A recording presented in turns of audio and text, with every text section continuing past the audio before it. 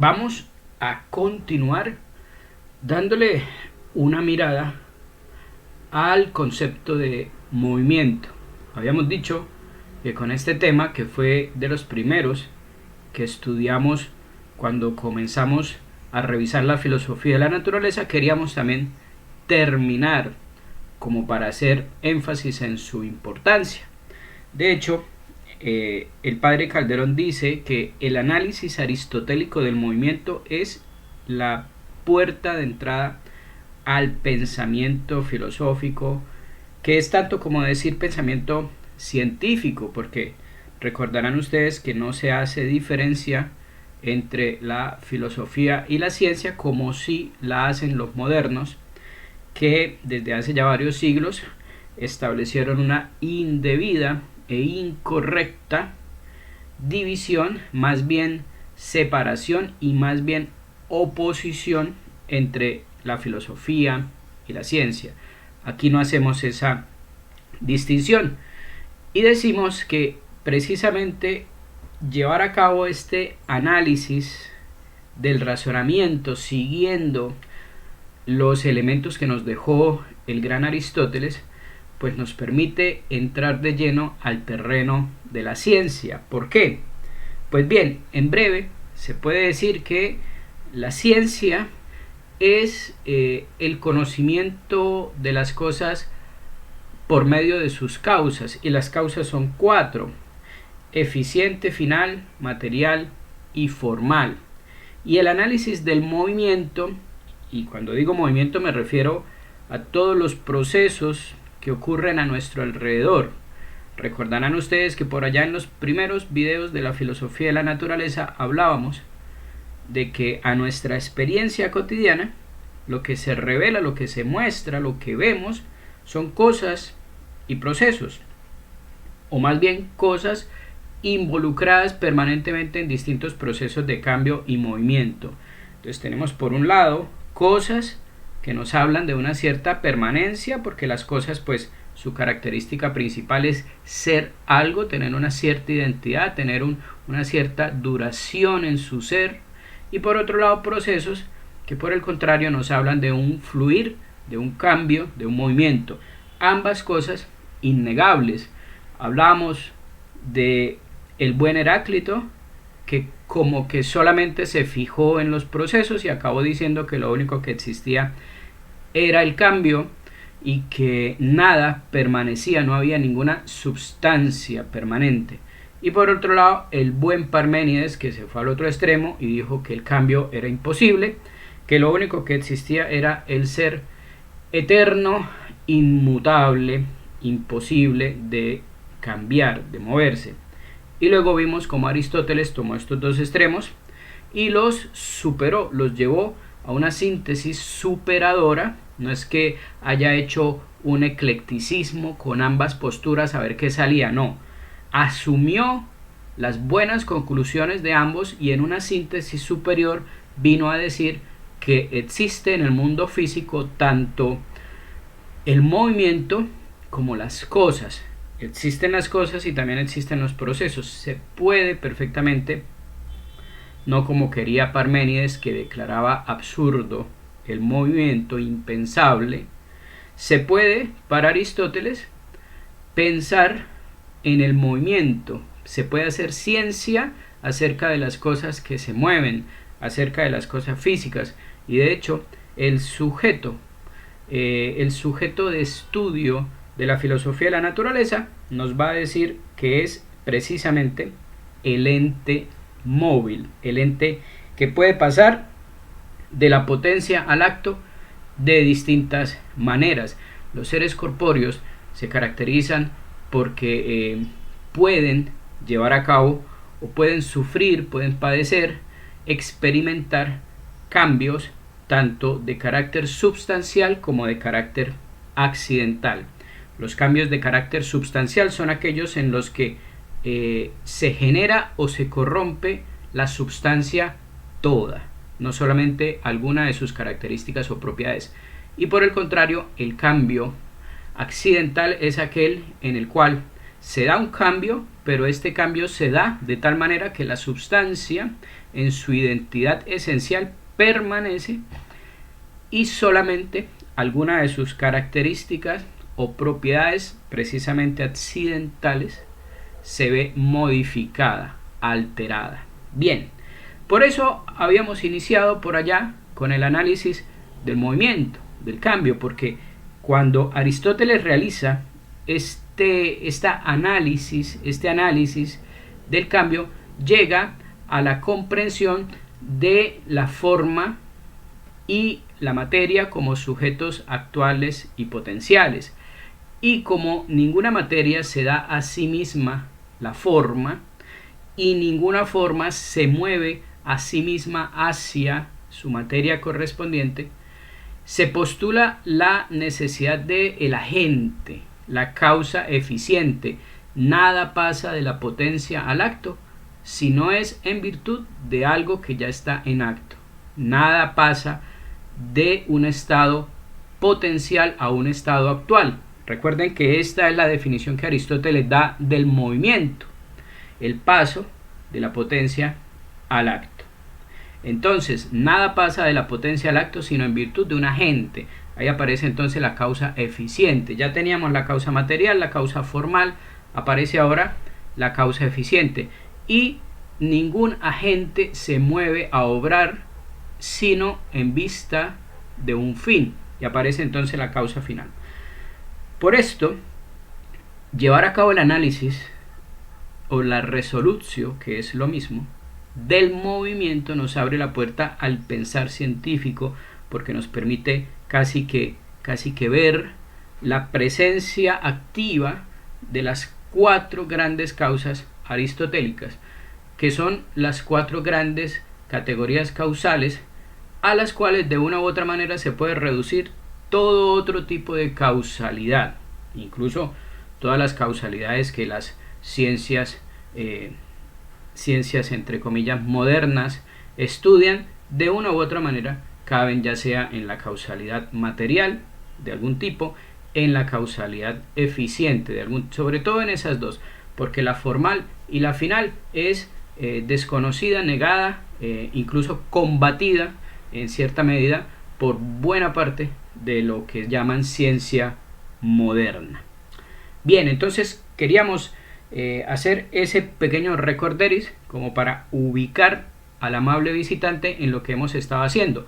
Le dimos por allá una mirada al libro de Principiis Naturae de Santo Tomás, que es un opúsculo corto que Santo Tomás escribió en sus primeros años para ayudarle a sus compañeros que no eran tan privilegiados como él en su inteligencia y habían cositas que no entendían. Entonces Santo Tomás, con mucha caridad, redacta este pequeño opúsculo de Principiis Naturae acerca de los principios de la naturaleza, de las causas, del movimiento de las cosas naturales, y lo entrega a sus compañeros para que puedan aprender mejor. Este escrito se conserva, lo podemos leer, hay que leerlo. Le dimos una breve mirada a sus primeras partes para ver de dónde sacó Santo Tomás eso del movimiento, del acto y la potencia y las 4 causas. Luego le metimos el diente, dentro de lo posible, al texto Curso de Física del padre Álvaro Calderón, y también hemos estado mirando cómo el padre nos cuenta que por allá, cuando los primeros filósofos, que precisamente se llamaron físicos porque se interesaron por la naturaleza de las cosas, por el principio que permanecía a pesar de tanta mutación y mutabilidad que los griegos observaban en los astros, en la tierra, en los hombres, en las constituciones de las ciudades, todo cambiaba, todo parecía estar en un perpetuo flujo. Entonces ellos se interesaron, los primeros físicos presocráticos, Tales, Anaxímenes, Anaximandro, toda esta gente, se interesaron por tratar de encontrar qué era aquello que permanecía como debajo, detrás de todo este permanente flujo. A eso le llamaron naturaleza, y se interesaron por entenderla. Bien, nos decía entonces el padre que ellos presenciaban a su alrededor este cambio y buscaron la permanencia. Entonces este fue el problema que ayudó a que apareciera la reflexión racional sobre la naturaleza sensible, sobre la naturaleza corpórea, el problema o más bien la aparente dicotomía entre lo permanente y lo cambiante, lo necesario y lo contingente, lo uno y lo múltiple. Y entonces nos llevaba el padre de la mano a comprender que el problema central ante el cual se enfrenta la filosofía de la naturaleza y que es su acta de nacimiento es el problema entre lo permanente y lo cambiante, las cosas y procesos. Hay cosas o más bien hay procesos. ¿Quién gana la pelea, Heráclito o Parménides? Bueno, Aristóteles ya nos dijo que existen cosas permanentes pero afectadas de potencialidad porque las cosas corpóreas en su unidad hilemórfica de forma materia tienen esa posibilidad de sufrir distintos tipos de cambio, cambios sustanciales, cambios accidentales. Y con estos conceptos de acto, potencia, forma, materia, Aristóteles ingresa de lleno en el análisis filosófico científico de la naturaleza.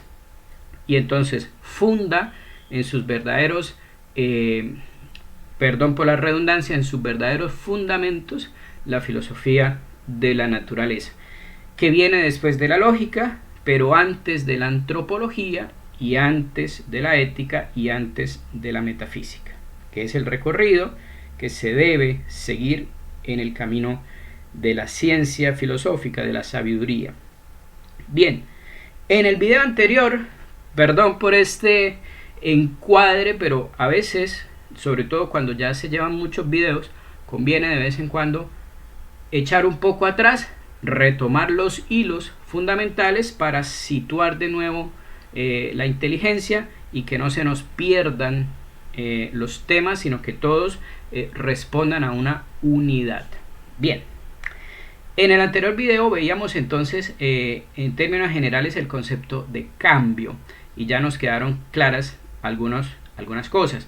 Ahora lo que el padre nos habla es de la distinción entre cambio y movimiento, porque no es exactamente lo mismo el cambio y el movimiento. Todo cambio es un cierto movimiento, pero no todo movimiento es un cierto cambio. ¿O creen ustedes que es más bien al revés? Todo movimiento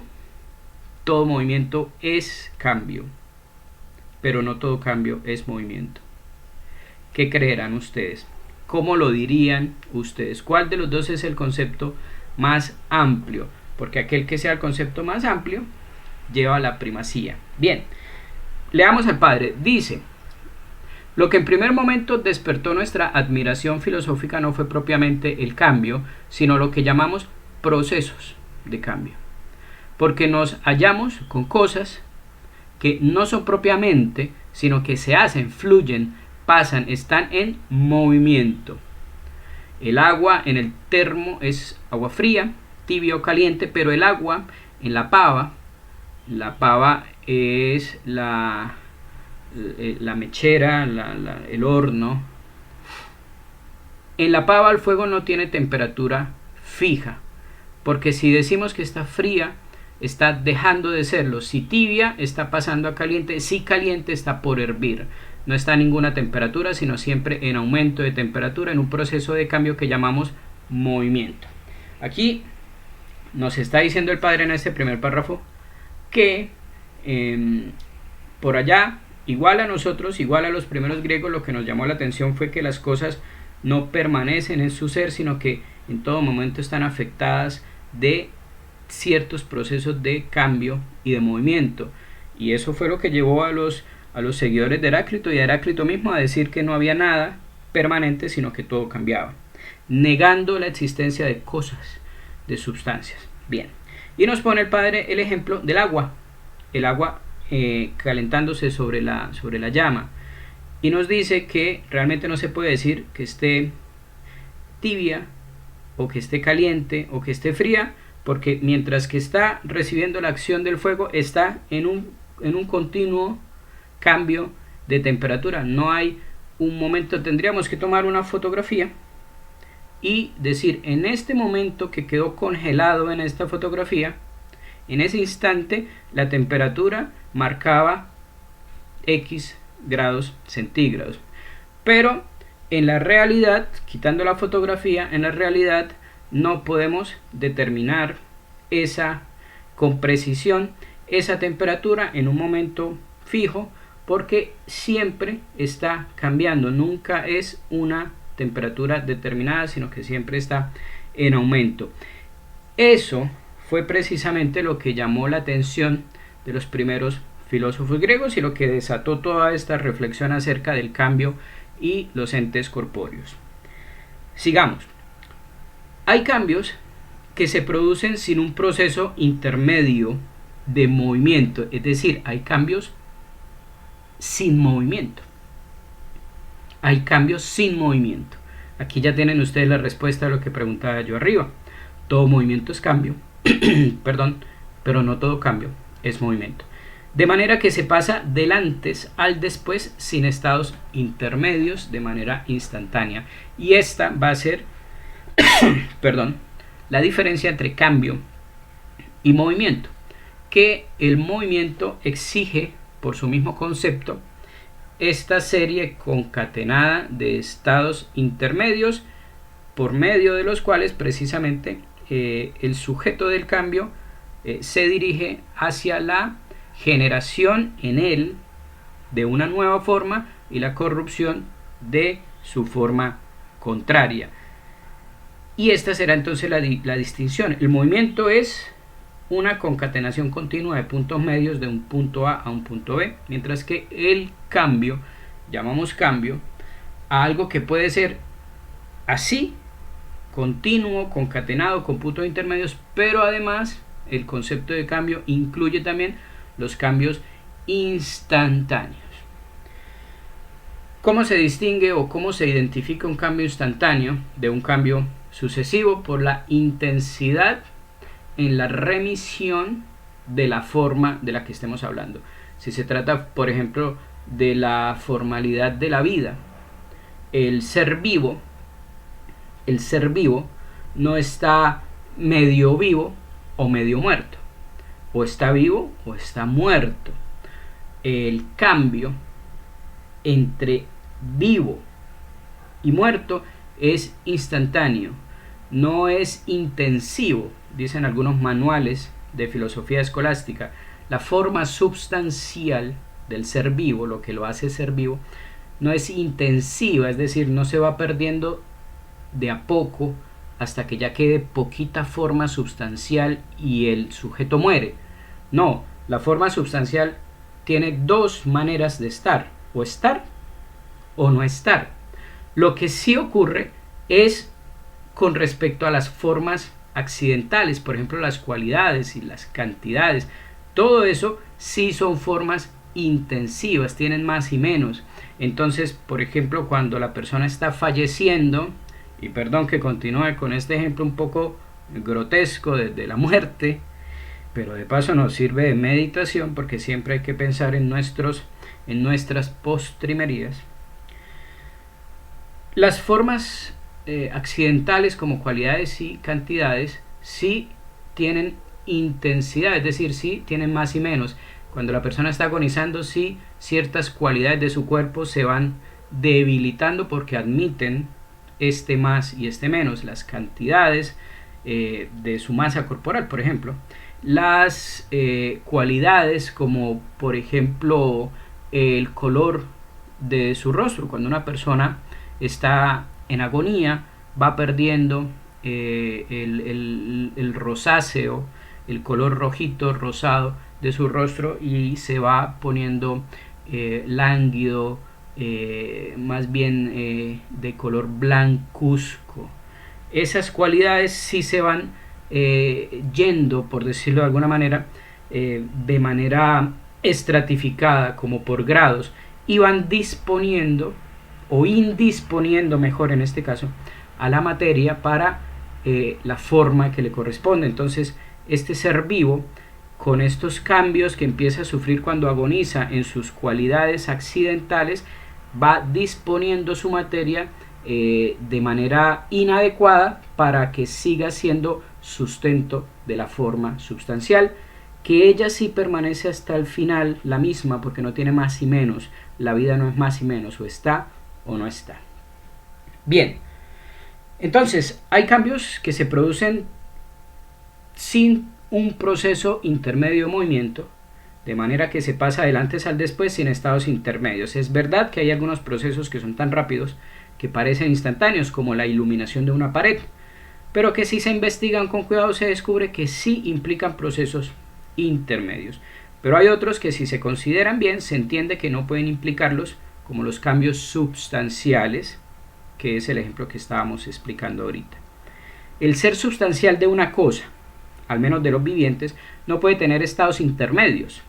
Los gametos que se unen no pueden ser un poco osito, en el caso de la generación de un oso, un poco osito más osito, osito completo. O lo son o no lo son. El cambio es instantáneo, sin movimiento propiamente dicho, sin puntos medios. Lo mismo ocurre con los actos de pensamiento y voluntad. O entiendo o no entiendo, o quiero o no quiero. El movimiento, por el contrario, es un proceso continuo de cambio, de manera que entre el antes o término quo, como dijimos en la terminología en el anterior video, y el después o término ad quem, hay una serie continua de estados intermedios en el que se va produciendo el cambio. Bien, esto más o menos se comprende con lo que veníamos diciendo antes. Es importante tener estas distinciones lo más claras posibles. Es importante en filosofía de la naturaleza comprender que del análisis del cambio brotan como primera medida los conceptos de forma y materia.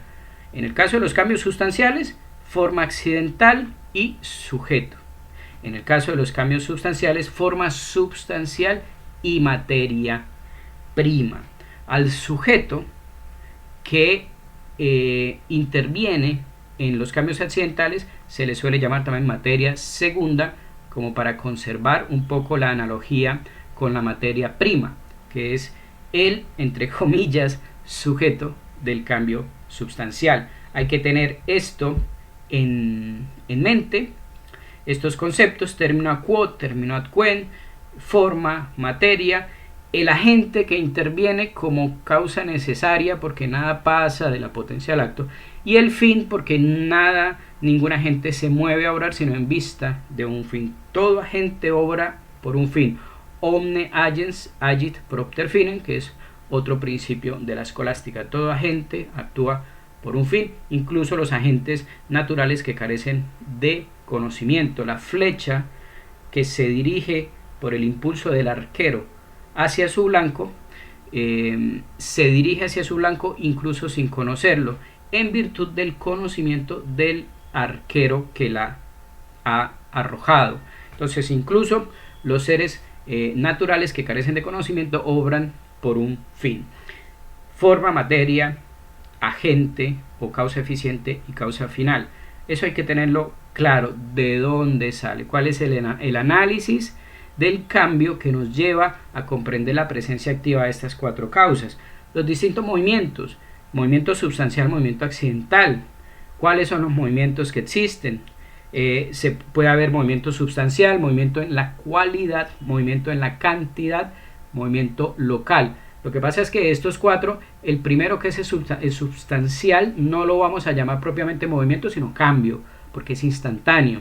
Y los otros tres sí son los tres grandes tipos de movimiento: movimiento según la cualidad, movimiento según la cantidad y movimiento local, que es tal vez para nosotros el más evidente y el más fácil de comprender, porque vemos a nuestro alrededor cosas que se mueven de un lado a otro, incluyéndonos a nosotros mismos.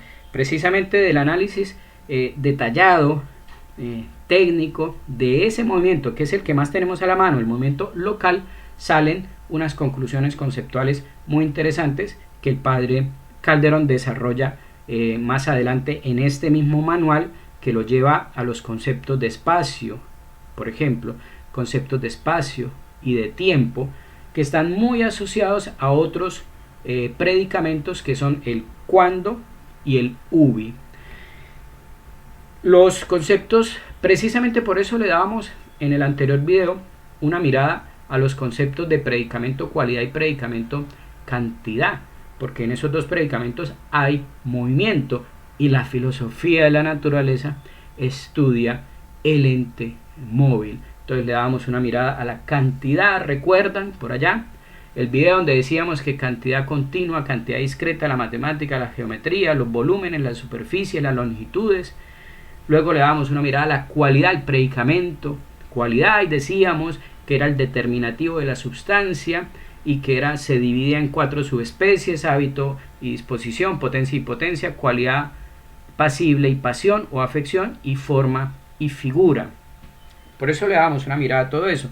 ¿Qué sigue ahora? Sigue el padre, después de que ha analizado el movimiento, para que veamos de dónde salen los principales conceptos sobre los cuales se construye la filosofía de la naturaleza, pasa el padre, como lo ven ustedes en pantalla, a el análisis de la acción y la pasión, que son los otros predicamentos que continúan en la lista: cantidad, cualidad, relación, acción, pasión. ¿Por qué va a estudiar aquí el padre esos dos predicamentos, acción y pasión? Porque precisamente el movimiento, que es el paso de la potencia al acto, se da en estos dos predicamentos, o por medio de estos dos predicamentos. Todo movimiento es acción y pasión. Bien, vamos a dejar hasta acá.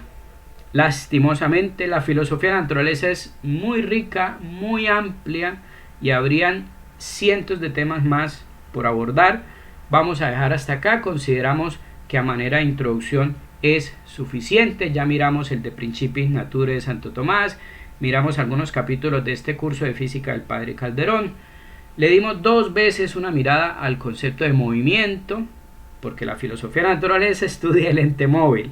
Le dimos 2 veces al principio, y ahora en este video una mirada al concepto de movimiento, de donde salen los conceptos de forma, materia, causa eficiente, causa final. Vamos a dejarlo hasta acá. Recomendamos encarecidamente la lectura de el libro que ya mencionamos de Santo Tomás, y también de este manual de física del padre Calderón, que lo puse para descarga en uno de los videos anteriores de esta serie, no recuerdo en cuál. Ahora, ¿qué sigue? Ahora sigue entrar, ya teniendo estos conceptos en la mano, estos conceptos de forma, materia, sujeto, cambio, vamos a entrar al tratado acerca del hombre, porque el hombre, fíjense ustedes, el hombre es un ente móvil, es un ente natural. Por lo tanto, su estudio se ubica bajo el paraguas de la filosofía de la naturaleza. La psicología o antropología, ¿sí? La psicología es más amplia. La psicología es el estudio de todos los seres vivos, incluyendo las plantas. Debería ser, porque eso dice su nombre.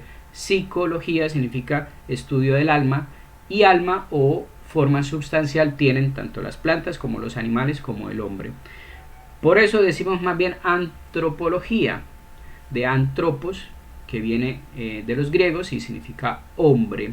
Entonces la antropología es el estudio del hombre, y sigue al estudio, viene después del estudio de la filosofía de la naturaleza, porque es una ciencia subalternada a la filosofía de la naturaleza. Es decir, es una ciencia que toma de la filosofía de la naturaleza ciertos principios y los da como evidentes. Por eso hay que estudiar primero la filosofía de la naturaleza, porque hoy esos principios no son tan evidentes. Hoy en las facultades de psicología se estudia la psicología sin la filosofía de la naturaleza, y se reemplaza la filosofía de la naturaleza con varios semestres de biología, de genética, que es muy interesante, pero que deja de lado una disciplina necesaria para fundamentar en sus verdaderas bases una visión realista del hombre. Todo eso se ha perdido.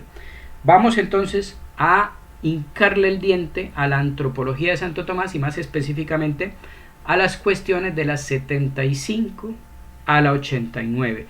Dios, por intercesión de Santo Tomás y de la Santísima Virgen, nos dé la paciencia para recorrer ese camino. No va a ser algo profundo, algo técnico, sino una introducción, algo suficiente para picarle la curiosidad al amable visitante de este canal y que de pronto busque otras fuentes mucho más autorizadas que yo para formarse en una idea correcta de la naturaleza humana, porque eso es lo que vamos a estar viendo, la naturaleza humana, teniendo como guía las 15 cuestiones de las 75 al 89 que están en la primera parte de la Suma Teológica de nuestro querido Santo Tomás de Aquino.